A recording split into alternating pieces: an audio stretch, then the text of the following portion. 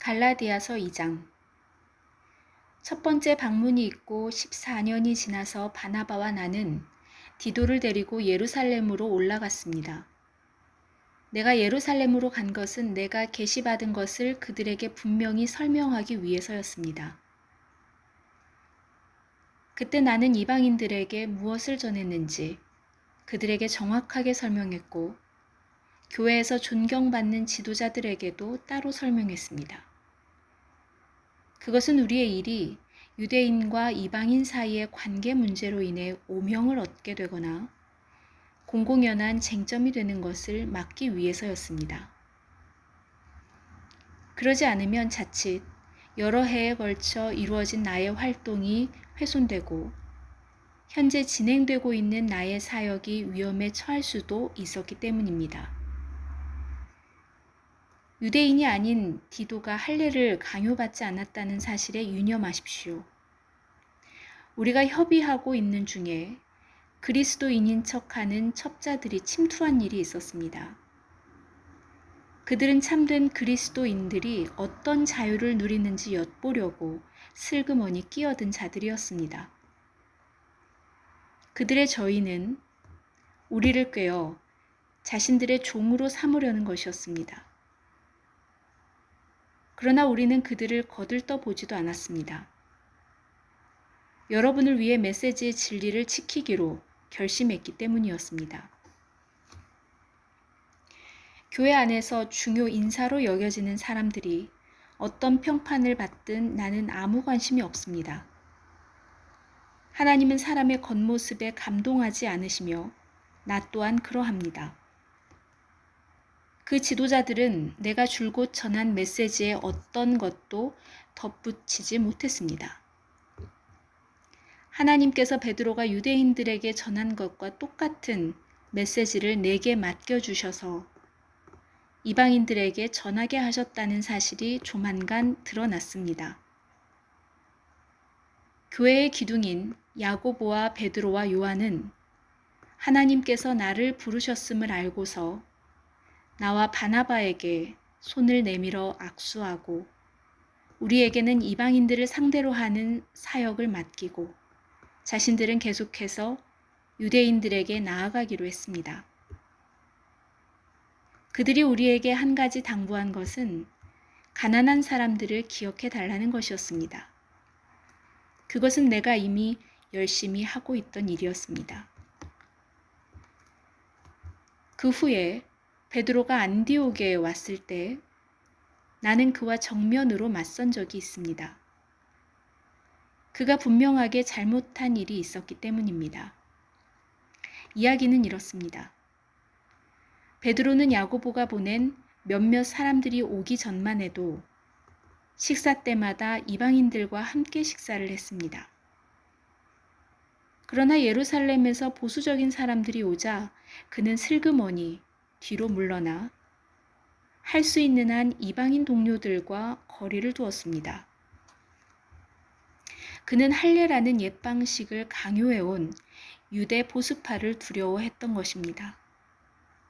안타깝게도 안디옥 교회에 있던 나머지 유대인들도 그런 위선에 동조했고 바나바까지도 그런 수작에 휩쓸리고 말았습니다.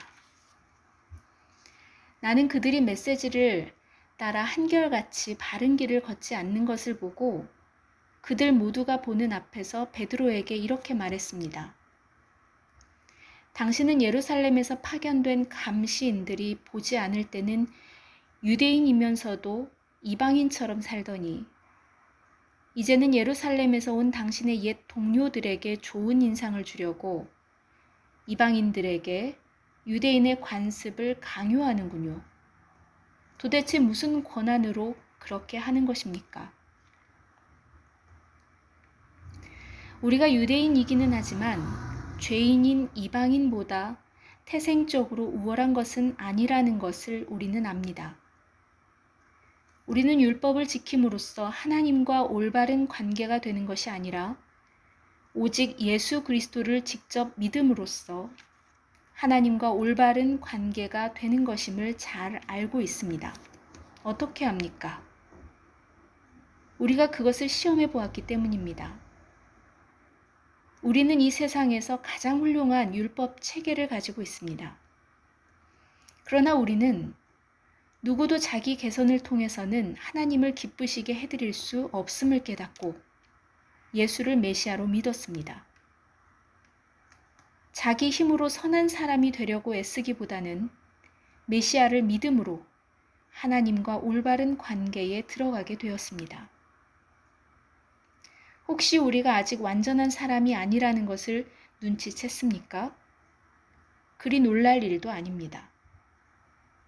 나처럼 그리스도를 통해 하나님과 바른 관계를 맺으려는 사람들이 덕을 완전히 갖추지 못했다는 이유로 그리스도는 죄의 방조자임에 틀림없다고 비난하시렵니까? 그런 비난은 섣부른 것입니다. 내가 자기 힘으로 선한 사람이 되려고 한다면 그것은 전에 헐어버린 낡은 헛간을 다시 세우는 셈이 되고 사기꾼처럼 행동하는 꼴이 되고 말 것입니다. 실제로 일어난 일을 말하자면 이렇습니다. 나는 율법을 지키려고 애쓰고 하나님을 기쁘시게 해드리려고 고심했지만 뜻대로 되지 않았습니다. 그래서 나는 율법의 사람이 되기를 포기했습니다. 그것은 하나님의 사람이 되기 위해서였습니다. 그리스도의 삶이 내게 방법을 일러주었고 그렇게 살도록 해주었습니다. 나는 그리스도와 나를 완전히 동일시했습니다. 정말로 나는 그리스도와 함께 십자가에 못 박혔습니다. 이제 내 자아는 더 이상 내 중심이 아닙니다. 나는 더 이상 여러분에게 의롭게 보이거나 여러분에게서 좋은 평판을 얻고 싶은 마음이 없습니다. 나는 더 이상 하나님께 좋은 평가를 얻어야 한다는 강박관념이 없습니다. 그리스도께서 내 안에 살고 계십니다. 여러분이 보는 내 삶은 나의 것이 아니라 나를 사랑하시고 나를 위해 자기 목숨을 내어주신 하나님의 아들을 믿는 믿음으로 살아가는 삶입니다. 나는 이 삶을 저버리지 않을 것입니다. 내가 율법을 준수하거나 사람을 기쁘게 하는 종교로 되돌아간다면 그것은 하나님과의 관계에서 인격적으로 누리는 자유를 송두리째 포기하는 일이 되지 않겠습니까? 나는 그렇게 하지 않을 것입니다. 나는 하나님의 은혜를 거부하지 않을 것입니다. 하나님과의 생생한 관계가 율법을 지킴으로 이루어지는 것이라면 그리스도는 헛되이 죽으신 것이 됩니다.